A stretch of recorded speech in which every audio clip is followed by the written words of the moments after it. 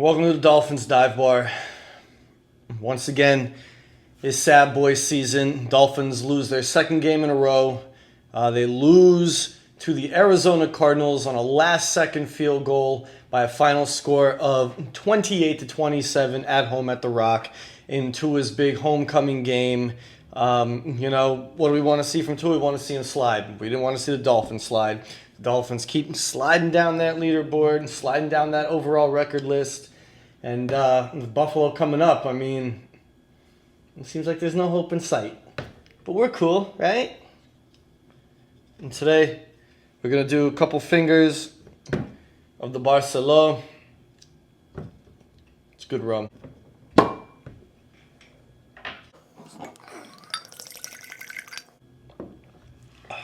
Oof. So let's talk about this one, right? Tua's back. That's the big positive from the game.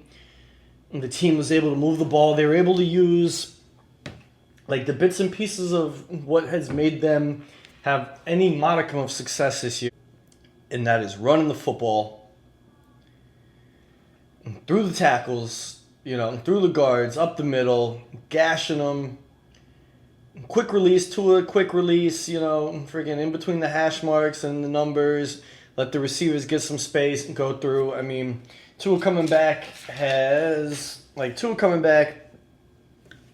Kid goes 28 for 38 and 234 yards and a touchdown. No interceptions. He was sacked, I think, maybe once or twice. But, I mean, the thing with him today and the team in general, fumbles, man. 4 fumbles all day, 3 of them by Tua, which one led to the safety that at that moment, the cynical Dolphin fan, especially the cynical Dolphin fan that I am, I mean, you just see, like, oh, you just gave them 2 points, and now, like, they have the opportunity to, possibly kick a game-winning field goal at the end, but we'll lose by 1. And that's exactly what happened, because the offense, when it came down to it, when they really had to, they could just not sustain a drive. But we'll get to that later. Today, like, the defense just shit the bed, like, completely. I mean, there were times back there where Kyler Murray had forever with the ball. Like, they couldn't even develop any kind of pass rush today. Just from, the guys that are on the line. Even the secondary, like Ramsey would come in on the blitz, other guys come in on the blitz, and then Kyler just his elusivity, his elusiveness.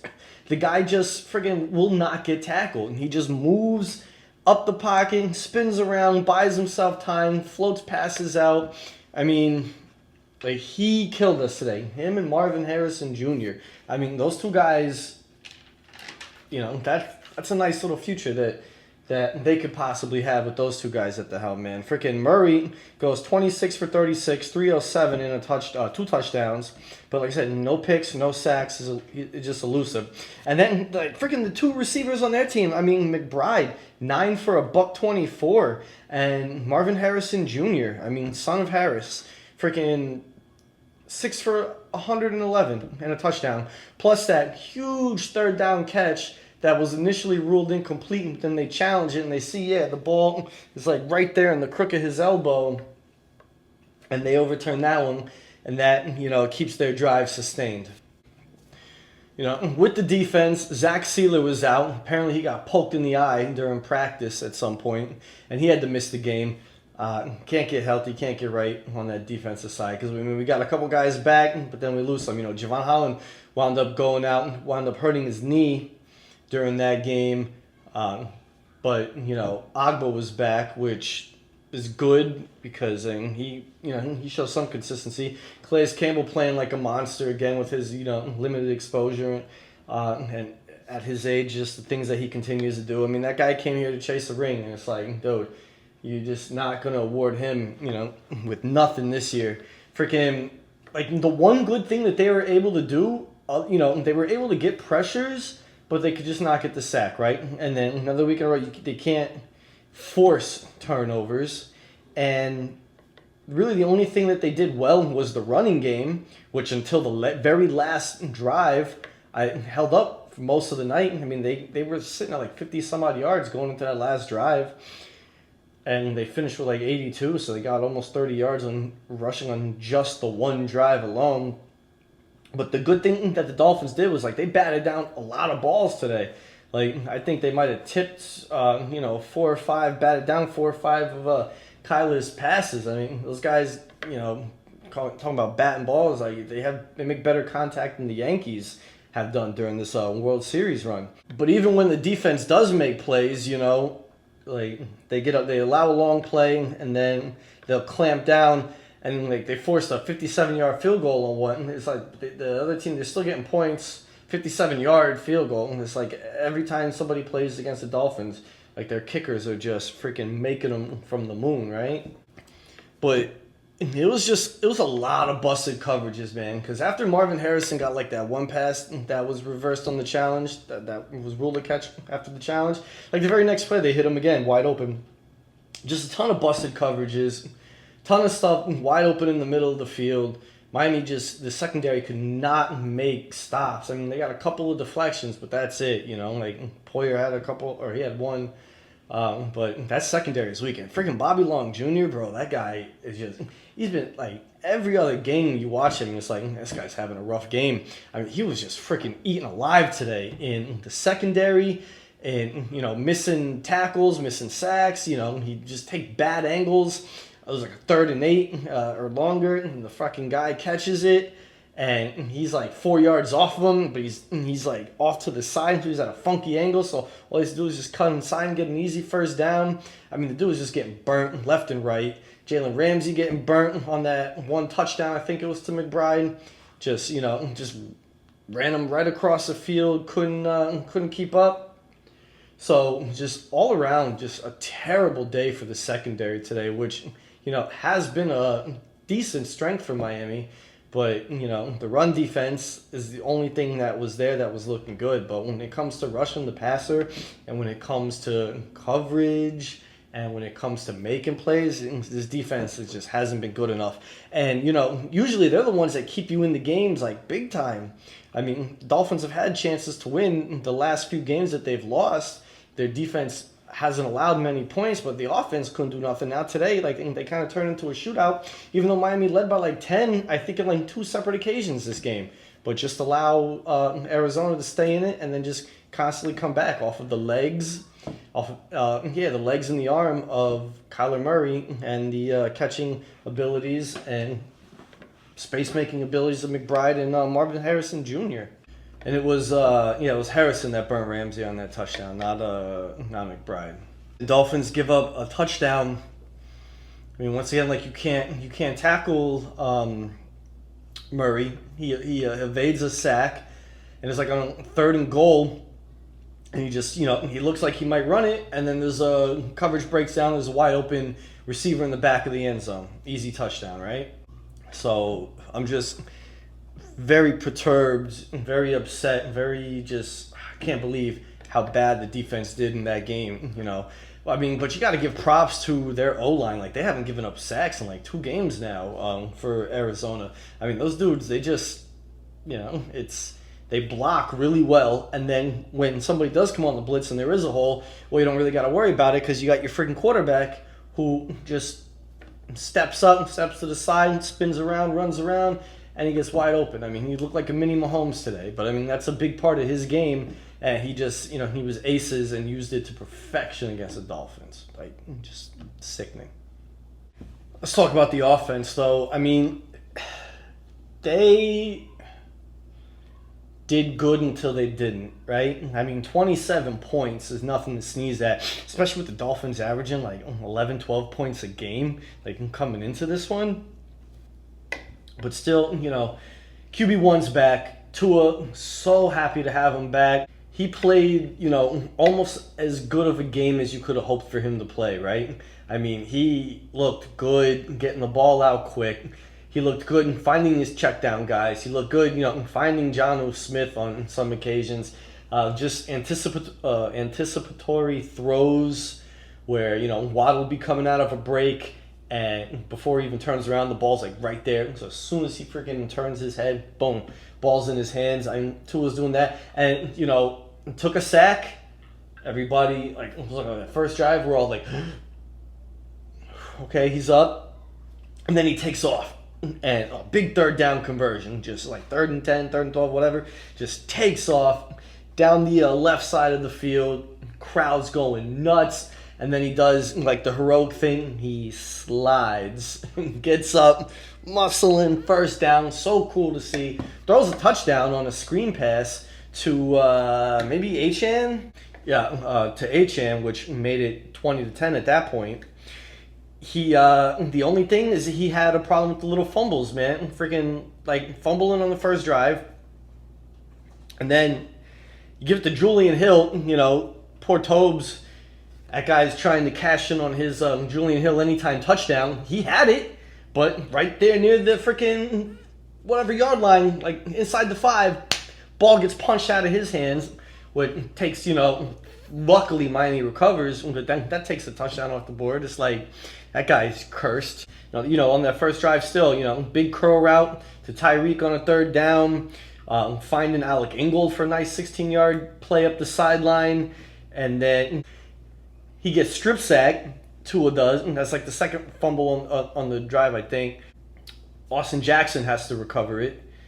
But then you get an opening drive touchdown, like the first one of the season. First opening drive touchdown of the year.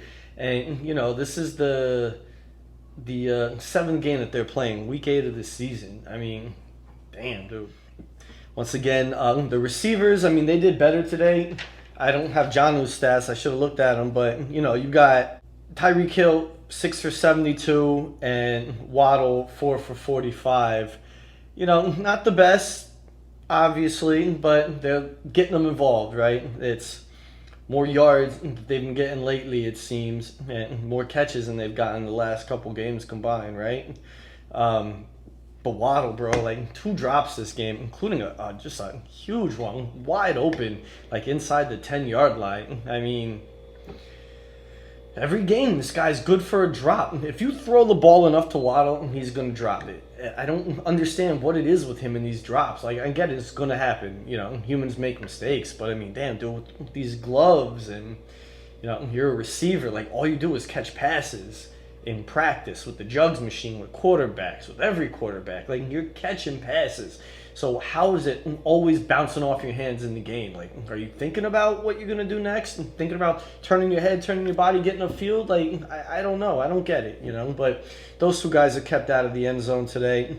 The running was okay. Devon Achane, 10 for 97. That's 9.7 a pop. Mostert, 9 for 19, but he had 2 touchdowns. And then, like, the Jalen Wright thing, like, I don't understand why they don't use this freaking guy. He gets 2 carries, 18 yards. That's 9 yards a pop. Every time he touches the ball, he's explosive.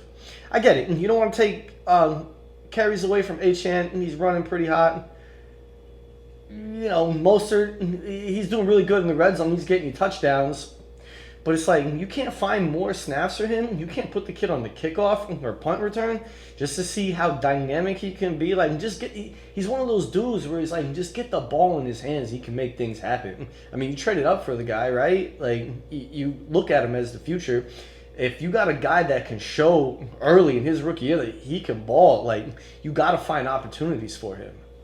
And there's just no way around that. Now, I want to talk about the Dolphins' final drive of the game, right? It starts off good. You get a first down run by Devon Achane. Huge run up the middle. Next play, you get an incomplete pass to Jonnu Smith. Well, the next play is like a run for a loss. Then an incomplete pass to Jonnu. Then it's 3rd down. You hit Jonnu. It's 3rd and 12. You hit Jonnu for what you think is 11 yards. And then they go back and challenge it, and they find out, well, yeah, he actually caught it like right at or past the marker. So they give him the first down. And then after that, the play calling got absolutely shit. Mike McDaniel, you are the play caller. That one is 1,000% on you, those play calls. Because after you get that first down, what do? The first play, you gotta get cute, right? You gotta get cute, and you try to run the freaking ball to the outside, and it gets nothing. They try to do that zone run outside, and you get stuffed, right? and then you throw behind the line to, I think, Julian Hill. You know, the pressure's coming to his got to get the ball out.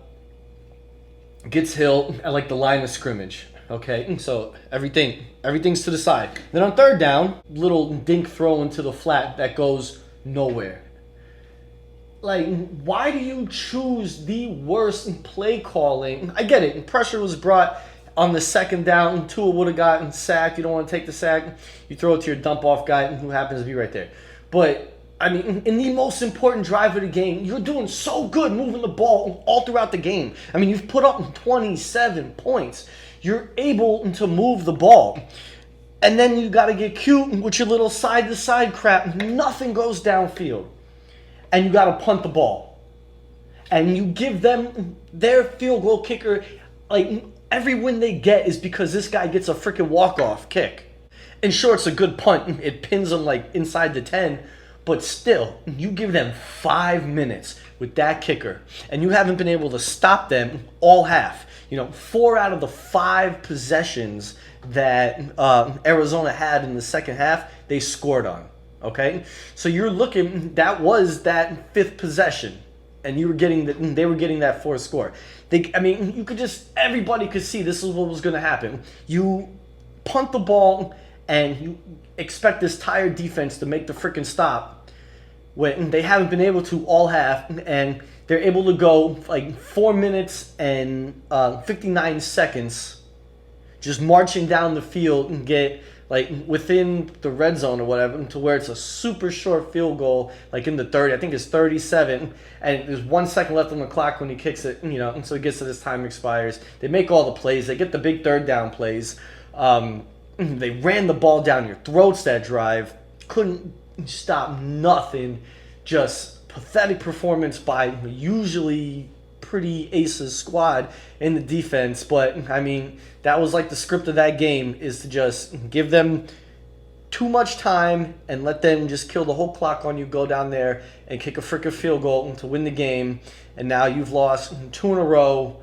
You're 2-5, and you got Buffalo coming up. I mean, like, this was supposed to be a quote-unquote get-right game, right? But everybody that plays the Dolphins know, hey, this is our get-right game. This game should be nothing for us, because, like, this team just, they don't got it. I mean, you know, 2-5, 7 games into the season, and it's just about over. I mean, we've been saying this since Tua went down, right? But truly, if Miami loses to their next game, I mean, it's over. Because everybody coming up, I mean, you're going to have Monday night against the Rams. I mean, you might be able to beat the Jets once or twice. You might be able to beat the Pats. But then other than that, like, I look at no team on the remaining schedule. You know, Cleveland, with Jameis Winston playing all right. You know, the Rams, the Houston, the San Francisco, the Packers. I just don't see Miami winning any of those games, like, especially the way the defense played. Maybe they'll, like I said, squeak out a couple, but it don't look promising, right? So what's next for the Dolphins? Miami plays Buffalo next week. Big division matchup. Dude, the Bills are just cruising to a division title. I mean, 7 games into the thing for us. 8 weeks into the season as a whole, and like, these dudes, you know, everybody in the division has 2 wins except for Buffalo. They're just cruising to like the easiest division title they're ever gonna win. You know, they had to earn it last year because Miami choked, but now everybody's choking right off the rip. Anyway, we're gonna finish this drink right now, which means we're done with this video. Thanks for hanging out at the Dolphins Dive Bar. Listen, win, lose, or draw, I'm gonna be here making these videos. I'm going to be watching this team, supporting this team, rooting for this team. I mean, I just bought a new hat. It's a black one, so, you know, I can match the schematic for, or I can match the aesthetic for all of our losses. I'll be wearing black when they lose because I'm in mourning, right? But, I mean, I love the Dolphins, and it's just so frustrating with the money that they spent. Like, fucking Odell Beckham Jr. wasn't even on the field today, like at all. Like, bro, they spent so much money on so many players, and nothing's working out like at all. Like this year is an abject failure. And, Chris Greer deserves blame. Mike McDaniel deserves blame. But those players deserve blame as well because they're not getting it done. They're not making enough plays. And it just sucks to see. But anyway, we'll be back after Buffalo. As always, it's blue cheese on your wings, a go fuck your mother. And it's always fuck the Bills. We hate them. I hate them. Brian Cox up in this mug. So